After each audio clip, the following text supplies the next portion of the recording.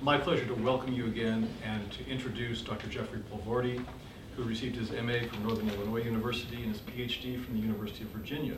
He's been teaching at Converse since 1986, and I'm now going to give him an example of what it means to be brief and end the introduction right here. What would Hamilton do? Dr. Poelvoorde.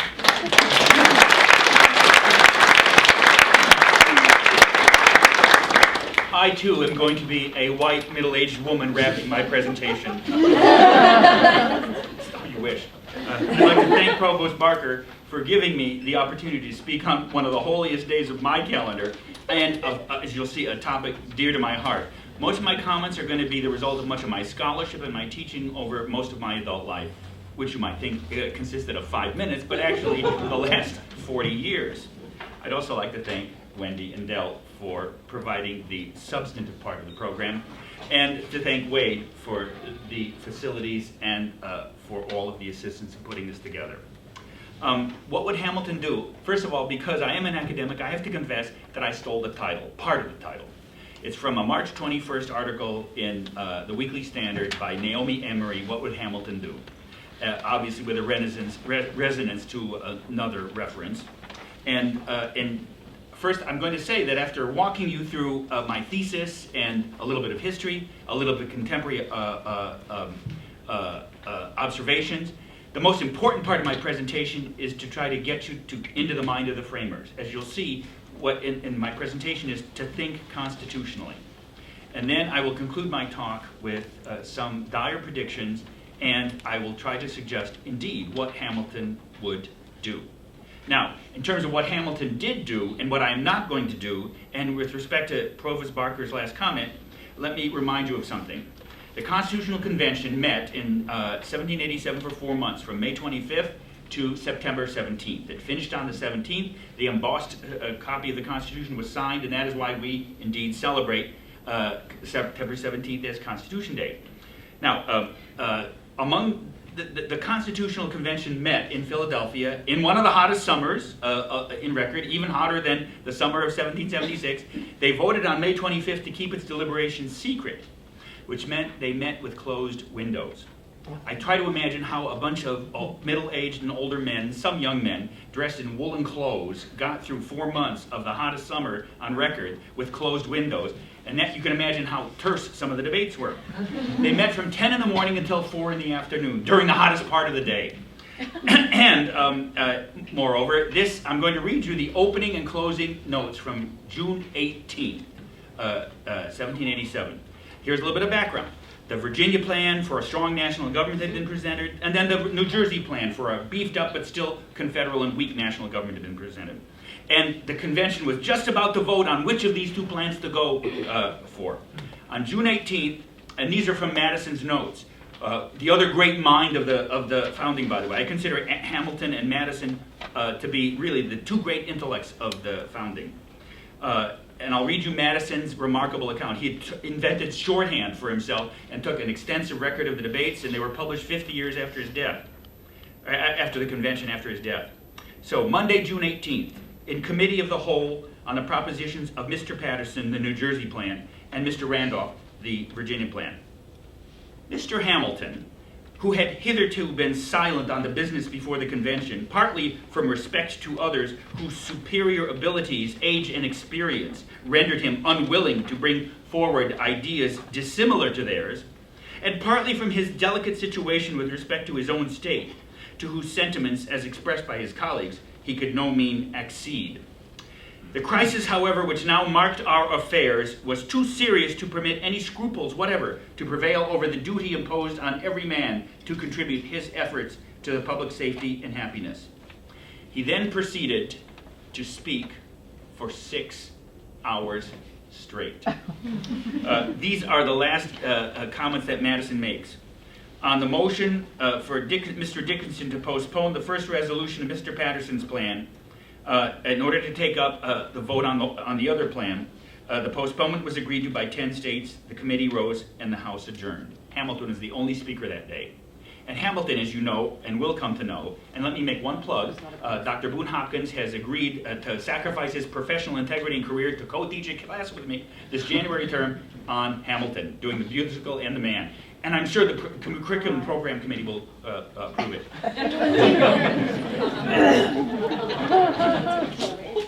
He was hated. He was both loved and hated and admired. And those who hated him often admired him because they could see this remarkable man of gifts and talent and ambition. And so, pursuant to Provost Barker's suggestion, because I always do what I am told, I shall be brief. I shall not imitate Hamilton in this respect. And if I succeed in that, I will also teach you the Hebrew blessing that you recite when you see a miracle unfolding. Now, let me say that in thinking about this topic, I kind of cooked up in my mind what a good opening line would be. And here's the line I came up with. The election of 2016 is to political scientists what dark matter is to physicists. I have to admit, at this time last year, what I've predicted where we are and what the results of our nominating process has been and the nature of the campaign that unfolded, I would not have predicted it. And I have to say, like probably most of you, I wasn't happy about it. And let me read you my thesis, and I'll qualify it for a little bit. More than the results. Do I find the results of the electoral process dismaying? Well, I'll let you into a little secret of my personal life. Yes, I have a cat named Mordecai. That's not the secret. I live alone. And all of you who live alone, you know you talk to yourself. I figure I'm talking to the most intelligent person in the room, so why not? But then I watch the news. In fact, that's almost the only television I watch is the news. And like most people who live alone, I talk back to the television set. This electoral season, I've been shouting at the television line. And I have to tell you, I'm trying to be a better person all the time. I have several character defects. One of them is I can be a little coarse in speech. And so I resolved to kind of cut that down. And every time I feel a coarse word coming out, this is really true. I spend 3 hours a day commuting in Charlotte and at home and everything. I've decided to count 10, from 10 to 1 backwards, every time I feel a profanity coming on. The problem is, I find myself watching television going, 10, 9, 8, 7, 6, 5, 4, 3, 2, 1, 10, 9, 8, 7, 6, 5, 4, 3, 2, 1, 10, 9, so it doesn't help. But I don't want to talk about the results of the process. So if you plug into my thesis, here it is. The most dismaying aspects of the current election are its process and its rhetoric. And here is my specific thesis. They indicate the increasing delegitimization of the non-popular elements of the nominating system. A development that will not only lead to a progressive degradation of the quality of our elections, but may eventually destabilize the delicate balance between democracy and republicanism that constitutes the core of our constitutional system. Now, let me be clear. Once you start studying presidential elections, you learn that it wasn't some platonic debate in the sky between enlightened intellects. My favorite election slogans are from the election of 1886, when Cleveland versus Blaine. Here, because Cleveland, who had an illegitimate child, and that became part of the, you can't imagine that personal elements become part of the presidential contest. This was the slogan against him. Ma, ma, where's my pa? Gone to the White House, ha, ha, ha. That makes Donald Trump look like Plato. The corresponding one was James Blaine, James G. Blaine, continental liar from the state of Maine. So presidential elections haven't always been high-toned, but my suggestion is they probably haven't reached the level of what we've seen during this one, and the direction is probably down and has dire consequences. Now, for you to understand my thesis, the next part of my talk is to encourage you to think constitutionally. Let me use a metaphor. Seismologists and seismology. We on the surface of the earth, when we feel the symptoms of what's changing underneath us that we don't see, we see things like buildings shaking, animals being silent, and the other symptoms of an impending earthquake. Seismologists, on the other hand, try to look beneath the surface and see the tectonic plate movement, the fundamental shifts of fundamental elements that explains what's happening. And to some degree, that's what I understand constitutional thinking to be. The surface of politics that constitutes like the surface of the earth are, for instance, the contemporary partisanship. All politics is an argument, sometimes a fierce argument. between ideologies, contrasting visions. Second, the contemporary surface of politics always involves intense competition between ambitious people and colorful personalities. But then third, the surface of politics always is constituted by the pressing issues, terrorism, the economy, professors' pay. And because those are the things that constitute the substance of our concern and that will directly affect us. Yet, like the earth, there are deeper forces at work. So in some ways, what I try to get you to think constitutionally, I want to try to get you into the mind of what it meant to be the framers. And both in terms of this part of my talk and the second part, where we look at the dire challenges which faced the framers in the Constitutional Convention.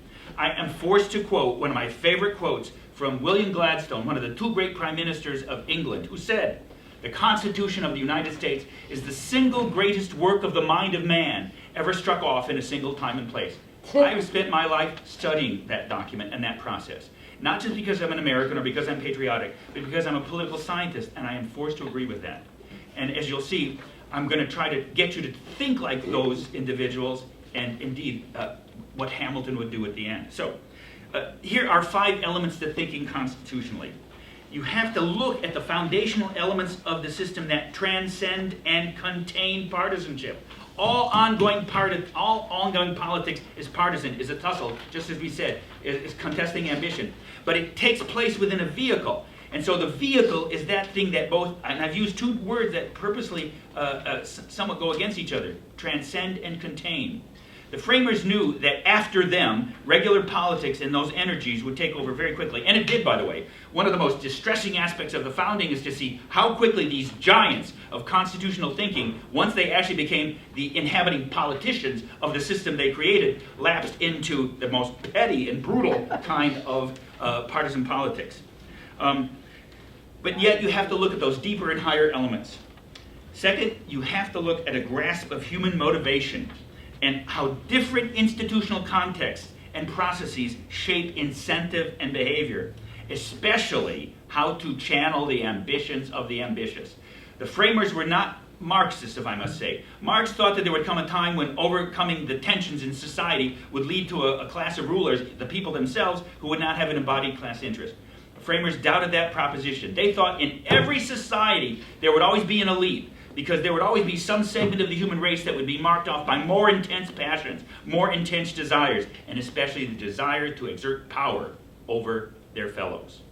So if you're designing institutions, you have to imagine, and that it means you have to be a psychologist. You have to imagine what are human passions, what are human needs and interests, and how do different institutional contexts shape and direct them. Third, you have to have an understanding of which institutional arrangements different governmental processes require. One of the great debates, and this is where we are in my presidency class, and I actually hope to get to before the end of the semester, is that the framers came to understand, and you see this process occurring as a process of deliberative deliberation over the 4 months of the convention. You see these great minds listening to each other, learning from debate, really listening to each other. And what you see is they came to have a keen awareness that certain institutions have to be shaped in order to perform certain functions. If the ICBM missiles are coming at us from Russia, which takes about 20 minutes, you don't want to have to submit that to a congressional resolution for response. Congress is good at other things, we think, but directing and responsibly training military force and focused deliberation, it's not good at. One of the interesting debates in the opening weeks of the convention, once everyone understood that there had to be a national executive branch, which there wasn't under the Articles, was, should it be one person, a committee, or a large group? One proposal by Edmund Randolph, the governor of Virginia, who actually submitted the Virginia plan, was that the presidency should be a 3-person committee. One from the north, one from the middle states, and one from the south. But they understood as the convention went on that if you want a strong executive, it's got to be a single person. And interestingly enough, the first response in the ratifying conventions wasn't just the absence of a Bill of Rights, but they noticed this single presidency. And when they saw a single presidency, guess what the opponents of the Constitution saw? Dictator, monarch. We'll come back to that. Fourth, you have to have an understanding of the strengths and weaknesses of popular government. The framers looked at history. It's amazing, both in the Federalist Papers and the writings against the Constitution and in the constitutional deliberations themselves, how much these 55 people at the convention, how much they knew about history, how much they consulted history, consulted their own practical experience. The vast bulk of those individuals had been governors, representatives, had served in Congress, their state legislatures. So they weren't simply philosophers in the with pie in the sky. They did read the ancient philosophers, and it is astounding the extent to which philosophical theory and political theory guided them. But they were not speculators. They were practical men who were engaged in practical politics. So their view of popular government was it had never been particularly successful. They said if you looked at all the popular governments, Athens, the republics of Venice, popular government had actually been unstable, factional, and not reflective, and often temporary, and easily defeated by stronger and better organized governments around it. But they accepted the challenge of creating a popular government. As you're going to see, it's the particular kind of popular government that they created that is the success of the constitutional system. And the fifth thing is, in that same vein, you have to have an understanding of which governmental processes should and should not be based on popular sentiment or democratic input. I'll give you an example that I think almost everyone in this room would agree to. I almost got called to jury duty this week, and thank God they came to their senses. But how many of you ever served on a jury or watched a jury? I'm just teaching in my ancient political philosophy class the trial of Socrates, which was a 500-person jury, and I can assure you, it wasn't conducted through thorough examination. There were shouts and everything like that. If you've seen or read The Tale of Two Cities, or Batman, The Dark Knight Rises, you see what a popular jury looks like and behaves. All of us would say that the kind of deliberation and weighing of evidence that a jury has to do is better done by a small number of people in private and not dominated by public passions and public input. Now, the specific thesis I'm going to make the argument is that the nominating process for president, which has become now totally popularized in the recent history, is one of those processes of government which would better be left not to popular or direct simple input. Now, to understand how the framers succeeded, you have to look at the three great challenges and three great successes. Never before had there been there had been plenty of strong national governments before and plenty of weak confederations. What the framers tried to do for the first time in history was to blend those two together, and they got our federal system. So they had created a strong national government, but yet with strong centers of decentralized power. And indeed, when you look at our politics, that tension between the national government and the states tends to be one of the animating tensions of our ongoing political life. Second, there had been plenty of strong executives in human history. Napoleon, Alexander, Caligula, Napoleon, the first and the second, who, by the way, wasn't known to the framers at this point except through prophetic vision. Caesar. The secret wasn't to create a strong executive. The secret was to create a strong executive that was still restrained and linked to the constitutional system. And of course, that culminated in the greatest, I think, of the success of the framers, the creation of the constitutional presidency. The third great task was, as I just said, to create a stable, decent, popular form of government. Their solution, the constitutional republic. Now, as you'll see, I bolded the specific part of my thesis. Of these three successes, the most necessary one, in some ways, they thought would prove to be the most dangerous one, and that's the creation of the constitutional presidency. You're going to see that the institution of the presidency was like plutonium. It can work for you if it is in the right context of restraint and control. But if it gets out of that context of constraint and control, the very institution that is at the heart of the constitutional system may overthrow it. And the concern for the health of the presidency is also linked for the concern for healthy popular input, as you see. Because that leads to our next topic of examination, the very careful construction of the presidential nomination and election system, which of course was the Electoral College. Now, I'm going to be very brief here and schematic. The original Electoral College was intended to be popularly elected. Yes, it's true. Some states elected their electors up through 1860, and guess which was the last state to elect their electors through state election? South Carolina. But generally speaking, the framers, as you'll see, anticipated that the people would choose the electors. But then, the electors, as the Constitution dictates, would meet in their state capitals and deliberate privately and choose the president. Now, as you know, most of you know, the framers were suspicious of parties, and they didn't anticipate them. They disparaged them. Washington, in his farewell address said, don't have political parties. Yeah, see, that's how we listen to people with wooden teeth. But at any rate, you'll see that they thought that this system was actually very carefully designed. Now we're going to listen to Hamilton's voice again. In Federalist 68, he explains what the system I just described in broad measure would, how it would operate and the advantages it would provide. So follow along with me. I know it's like 7-point, but trust me.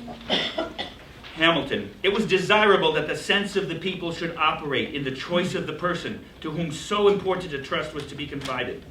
This end will be answered by committing the right of making it, not to any pre-established body, but to men chosen by the people for the special purpose at this particular conjuncture. It was equally desirable that the immediate election should be made by men most capable of analyzing the qualities adapted to the station and acting under circumstances favorable to deliberation, and to a judicious combination of all the reasons and inducements which were proper to govern their choice. A small number of persons, selected by their fellow citizens from the general mass, will be most likely to possess the information and discernment requisite to such complicated investigation. It was also desirable to afford as little opportunity to tumult and disorder. Now, by the way, this takes some examination. They knew that they were creating the most powerful office in the world at that time, and of course it is today. Certainly in the political system, they knew that the election of that officer might unleash the deepest fissures within the political body. Did it? Yes. It's called the Civil War, where the presidential election was the immediate catalyst of the dissolution of the country and the ensuing bloody struggle that mended the country and, as you'll see, also fixed its constitutional defects. So, the choice of several to form an intermediate body of electors will be much less apt to convulse the community with any extraordinary or violent movements than the choice of one who was himself to be the final object of the public wishes. So his conclusion, what are the advantages of this system? The process of election affords a moral certainty that the office of president will never fall to the lot of any man who is not in an eminent degree endowed with the requisite qualifications. Talents for low intrigue and the little arts of popularity may alone to suffice to elevate a man to the first honors in a single state, but it will require other talents and a different kind of merit to establish him in the esteem and confidence of the whole Union, or of so considerable a portion of it as would be necessary to make him a successful candidate for the distinguished office of the President of the United States. How's that working out for you? What happened? I'm just reading that like this is about Donald Trump. Prediction. If you could read my mind. So anyway, let me take you through a bit of history, and I'll try to be as schematic as possible. The framers were brilliant. They looked into the human heart and they looked into the human future, but they did not succeed in seeing everything of the system that they designed. In particular, they failed to see the very element that they disparaged. Very rapidly, the minute the constitutional system began to function, political parties began to form. And by 1800, they became an intrinsic part of the system. Moreover, the second big development was by 1820s and 30s, it was clear that the popular element in the electoral system, the popular election of electors, would itself become the moving force of the electoral system. So by the election of Andrew Jackson, the presidential race had already become a popular contest. And by the 1830s, you'd have to say, to summarize these two things together, you saw the development of a remarkable kind of extra-constitutional adaptation, where by this time, the election of electors was popularly determined, and their determination by the popular vote was fixed by both custom and law. That meant, what determined how the electors vote? The popular vote. Now listen very carefully. That meant that the election of the president shifted from the electors to the people. Now, what happened extra-constitutionally was a parallel nominating system emerged through the two-party system, where candidates would vie for nomination primarily through local party organizations and leaders. And in some ways, that is the system we've had really up until recently. We still have the core elements of those systems: a nominating convention, delegates, party organizations, etc. But something important has changed.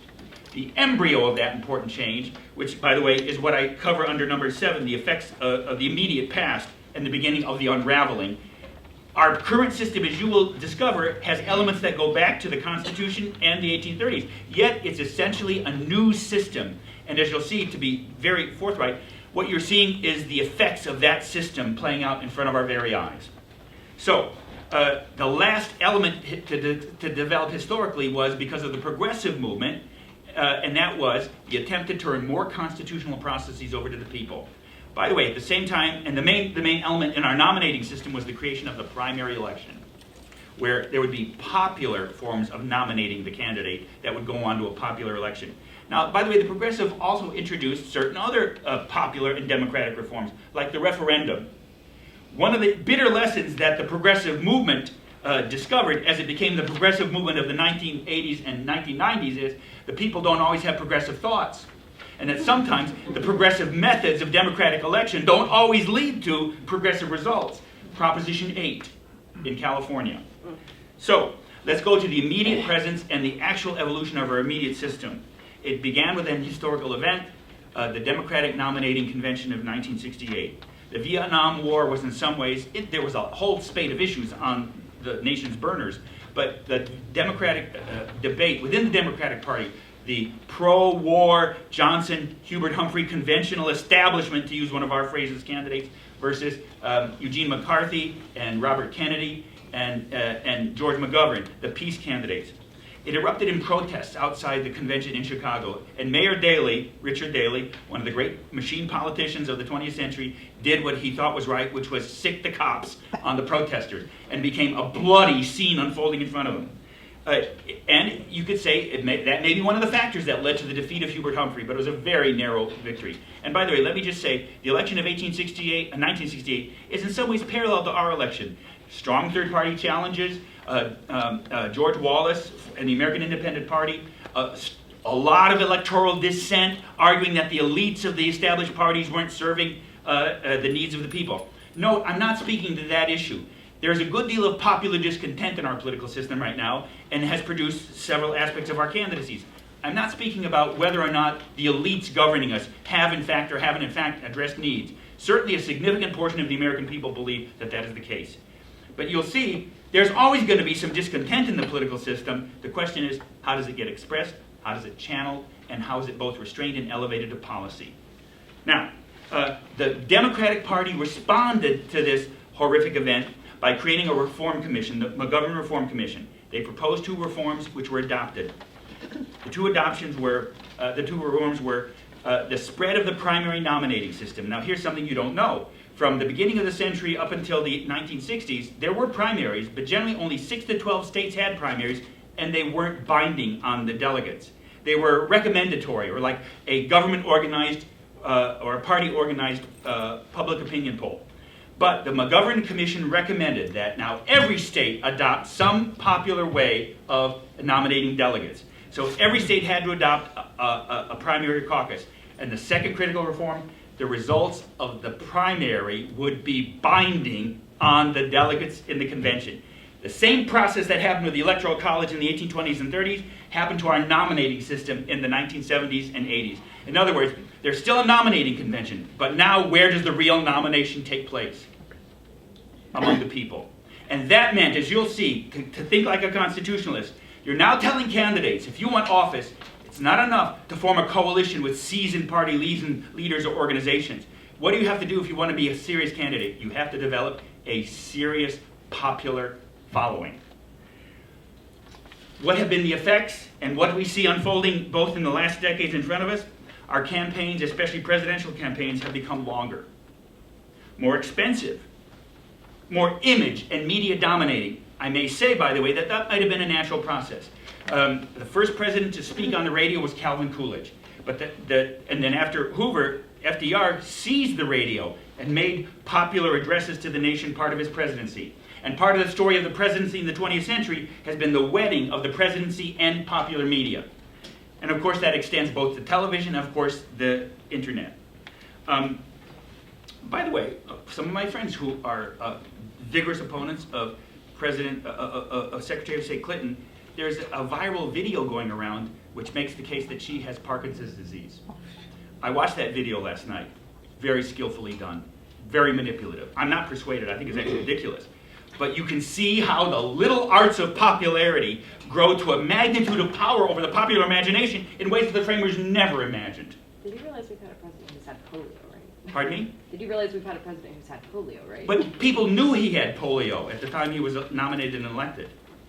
Now, we had presidents who were gravely ill, who were not. That wasn't known at the time. But that's an interesting point. That gets us off in a different direction. And you know, I'm tightly organized.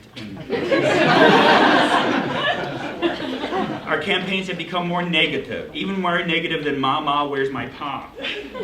And they consist primarily of negative images decontextualized. You know that our campaigns used to be drawn by party experts. They are now essentially designed by public media experts who design campaigns like advertising campaigns. In other words, we elect the president like we choose hemorrhoid medication. Let me tell you about that. An unintended consequence, and most of the bad effects of reforms tend to be unintended consequences, has been the radical polarization of the parties and the electorate. It turns out that only a tiny minority of the total American people participate in primary elections, and they tend to be the most ideologically extreme on the right and the left. So not only have we now given popular voice and forced candidates to develop popular followings, we now turn the nomination stage over to the most radicalized part of the electorate, forcing candidates in the nomination stage to move to the extreme, and then what do they have to do during the general election? Move to the right. We force them to be deceptive, which they're actually pretty good at anyway. But most of all, we have encouraged candidates to develop exactly what Hamilton warned us against: the predominance of the little arts of popularity and demagoguery. What does that mean? What's a demagogue? The same root in Greek, demos, the people, demokratia, is the demagogue, the leader of the people, not a compliment. Because what demagoguery in the framers' minds, and as we see it today, consists of is generating, churning, channeling popular resentment while providing no real solutions. That is it. Demagoguery consists of inciting and channeling, not for policy solutions, but for personal advancement. That is pure demagoguery. And the greatest demagogues of the 20th century were textbooks, examples of it. So what might come of it, in addition to emails from my friends saying, when is this charade going to be over? Here it is. When the most powerful office in the constitutional system rides popular support, and when that office comes into conflict with the restraints of the constitutional system, the fatal combination that has overthrown constitutions over the globe and throughout history may be present in our own system. Look at every constitutional system that has given way to executive manipulation and eventually dictatorship.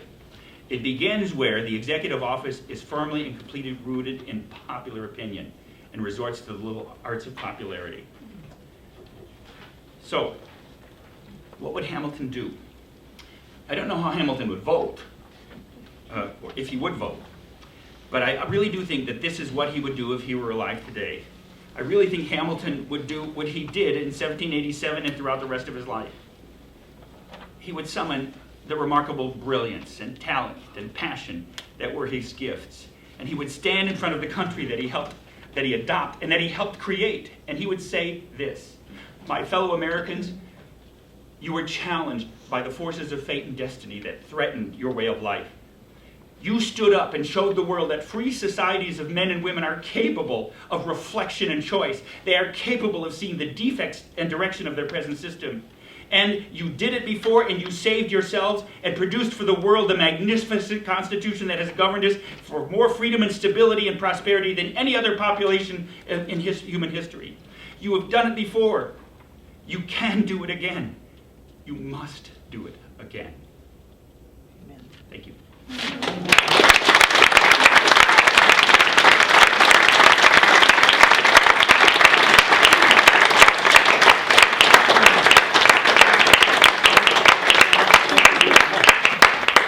Poelvoorde has allowed me to say something I have never been able to say in the 16 years I've known him, which is he's left some time for questions. I should teach you that Hebrew blessing. Please. Or challenges. Anything short of fruit or vegetables. Let's go back to questions. Dr. Dunn. Okay, Mr. Hamilton, you told us what we must do. Where do we begin? How do we start the process of saving the Constitution? Good question, and I'm not going to answer it. No. First, let me say as a caveat that some of the greatest minds of political reflection have said that this is not possible to do. Alexander de Tocqueville, whose great work, Democracy in America, which I will be teaching in my American political thought class, that wasn't exactly a plug, predicted this. He predicted that the direction of our country, and this was over 150 years ago, would be in the direction of the centralized welfare state, collapsing all of government into a centralized administrative and provisional state, moved by popular sentiment. And he thought that these tendencies were probably irreversible. Why irreversible? Because it's sort of like once the genie is out of the bottle, once the system ratchets in the direction of more popularization and centralization, it's almost impossible to get American citizens to let go of those developments. So one possible answer is there is no way that it can be done, and that the process of decline and potential collapse that I've outlined in my talk may be inevitable. It's not a question of what, but when. By the way, here's a prediction. The next stage in this, which you will probably see in our lifetimes, is the abolition of the Electoral College. And the creation of a parallel nominating system of national primaries. With the probable effect, by the way, being, how many of you remember Governor Gray of California? California is one of the 3 states that had a recall provision, also born of the progressive movement, where you can unelect somebody. I was teaching American government 3 years ago, and I remember I said, how constitutionally may we remove somebody from office? And one of my students said, assassination? It may seem like a good idea, but it's not in the Constitution. But several progressive measures, like unelecting people, to have an election to unelect, and California had that precision, that process. So what happened? The way it works is, to unelect Governor Gray, you had to come up with a list of alternate candidates. You know how many candidates were in the first list? 223, including the state's most famous pornographic star, with the largest measurement of you-know-what ever. So it turns out that when the ballot was actually created, there were 144 names on it. Now, how intelligent do you think the weighing of those 144 candidates? And by the way, who eventually won that contest? The governor. I'll be back. It was Arnold Schwarzenegger. So it was that process. Now, I'm not speaking as to what kind of a governor he was, but you see the dangers of a purely popular selection process. It will encourage a proliferation of candidates on the national level who will be media stars, who will cultivate celebrity. There will be more candidates, more division of the American people, and ultimately, I think, the appeal to demagoguery. So if you can arrest it, what should you do? I think Hamilton would suggest potentially activating the other provision for initiating constitutional amendment, where 2/3 of the states call for a convention. Hamilton didn't want a convention at the beginning because, you know, the primary other objection to the Constitution, in addition to the presidency, was the lack of a Bill of Rights. And that's why the first 10 amendments were created and added so quickly. The people who opposed the Bill of Rights, the people who designed the Constitution, once they were in power, quickly turned around and designed the Bill of Rights, because they didn't want a second constitutional convention. Well, I think Hamilton would say it's the internal dynamics of the system can't correct itself now, because the people we elect have been produced by that system. Therefore, it's in the interest of our current candidates not to want to go to back to a non-popular method. So I think institutionally, Hamilton would suggest the activation of that other possible mode of constitutional change. But then, of course, the other thing he would do would be to suggest extensive public debate. Can you educate people to choose and to go back and restrain some of the popular developments in our system? I won't ask how many of you have been persuaded by the vision I've laid out today, but if it's possible to take Americans and to make them thoughtful about history and the processes that govern them, then I think Hamilton would say, with the right constitutional mechanisms and the right kind of public argument, you might be able to create an institutional solution that would restrain some of these tendencies. Can it be done? Don't know. Yes? Is there, supposing we decided that we wanted to return to the electoral college, you predicted that it's going to be abolished, but what if some wanted to reinstate its power? How would they go about trying? There have been serious voices in our electoral environment that have recommended just that. I recommend a Wall Street Journal editorial from about 2 weeks ago. Let the Electoral College do its work. That's the name of the editorial. And they propose going back to the original framers' view of the electors. Because the electors understand, that's what we choose in our popular elections. We actually choose electors. Congressional law says that on the first Monday after the second Tuesday in December, that's the day the electors meet in their capitals. That's when the presidential election actually takes place. Now, most electors since the 1820s and 30s have voted by the popular vote in their state. And that means if we do what they recommend, they do exactly what you suggested, recovering the original understanding of electors, no longer bound by the popular vote of their states, but doing in their electoral meetings what the framers thought the electors would be doing. Thinking of who would be a good candidate, tossing out names, deliberating, and at the end of the day, choosing one for president and one for vice president. If they did that, and you understand why, it may be that one of the candidates may die, either before or after the general election. It may be that, and this is, by the way, this is what I spent 3 weeks in my American government class teaching. I tell my students, by the time you go home for Thanksgiving, you will have earned the tuition that your parents are paying for you. You will mesmerize them at Thanksgiving dinner by explaining how the Electoral College works. Anyway, the people who are chosen as electors, who are these people? They are state party officials who are being rewarded for faithful party loyalty.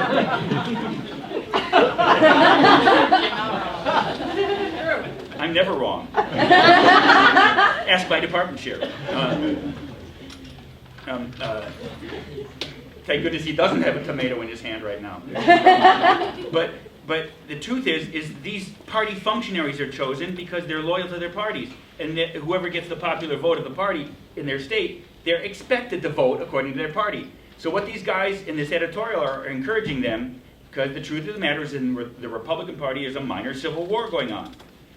Probably, it might be a guess, the majority of organized establishment or even identifying Republicans are unhappy with the choice of the Republican Party. So even if Donald Trump wins the popular vote, you may have meetings of electors, of Republican electors, who will not vote for him in their electoral meetings. They have that constitutional power. And as the two authors point out, there are state laws, and even the parties themselves have restrictions on electoral voting. Ultimately, that doesn't work because the Constitution says, in Article 2, Section 1, the elector shall choose. You can't take that constitutional direction or discretion away from them unless you get rid of electors. Now, so probably what would really happen? What would really happen if that were to happen? Where would the election go? To the House of Representatives. Because the Constitution requires a majority of electoral votes to win the presidential election. If you see massive defections, by the way, there are Democrats on the other side who are not happy with Secretary of State Clinton. So either party might win the presidential election in November. That doesn't guarantee, and this is the first time in really a long time where you might see massive defections of electors. Probably not enough to produce a majority, but enough to deny any of the standing candidates a majority. And then it would go to the House. That's interesting to think about then. The 12th Amendment requires the House to choose. So by the way, if there is no majority of electoral votes, then the House immediately resolves itself into an electoral mechanism. Each state gets one vote. They vote as caucuses. And of course, here are some obvious things to think about. The House is controlled by Republicans. Will it necessarily be controlled by Republicans in January? We don't know that. Maybe, maybe not. Even if it is, the one vote per state will cancel out the majority advantage of the Republicans. Because don't forget, now it also cancels out some Democratic advantages. What's the most populous state in the Union? California. They have 52 representatives, 54 electoral votes. But in the House election, that great advantage gets canceled out because all of those 52 Californian, primarily Democratic representatives will be voting as one vote. Yeah? I do have a question, though, if I understand this. That wouldn't it be the current House of Representatives that would make those, it would be whatever gets elected in this, I see. Well, by the 20th Amendment, the 20th Amendment says that Congress shall convene on the 3rd of January. If you take my American government class, it's because, here's just an interesting fact, our elections have always taken place in November. Why? Because of a socioeconomic reason. Most Americans up until the turn of the century, that's the 1900s, were farmers. By November, the harvest is done, and farmers could go into town and vote. Our elections have always been in November. But because the Constitution went into effect on March 4th, 1789, our offices began. They took their oath of office on March 1st. Now, by the way, you could see the problems of that on March 1st, 1861. Lincoln took office. Already, on December 20th, also the last state to elect its electors to state election, was the first state to pass a resolution of secession. By December of 1860, 1 month after the election, the process of secession had already begun. By January, the 11 other states had seceded. By February of 1861, they had formed the Confederate Constitution, and the Confederacy was up and running. That's what Lincoln inherited after almost 6 months of lame duckery. So the 20th Amendment corrected that by moving the beginnings of office. And of course, because of what I just mentioned, Congress has to meet first. But it'll be the new Congress on January 3rd, because their first critical constitutional function, after being sworn in and distributing the cups and party favors, and meeting all the lobbyists, is to count the electoral votes. That's the last stage in the presidential election. The way it happens is the electors meet in their state capital. They have a ballot with 2 names.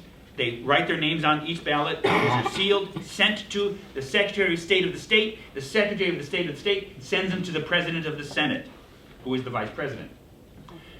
In joint session of Congress, those ballots are counted. It's boring as hell, but it's fascinating to watch because you're actually watching the last stage of the presidential election. So you understand, the new Congress has to be in session before even the last election is completed. And so if the House is ultimately the mechanism that chooses the president, it could go any way. The 12th Amendment requires the Congress to choose among the top 3 vote getters. Who will probably be who, if they survive? Trump, Clinton, and Johnson. Trump or Clinton, and then Trump or Clinton, and who? Johnson. Johnson. That's his strategy, by the way. Because you understand, if the electors are free to vote the way they want, so are representatives. It should be fun to watch if it happens. I'm personally going to move to Albania. Yeah. People threaten to move to Canada, but Albania is further up in the alphabet.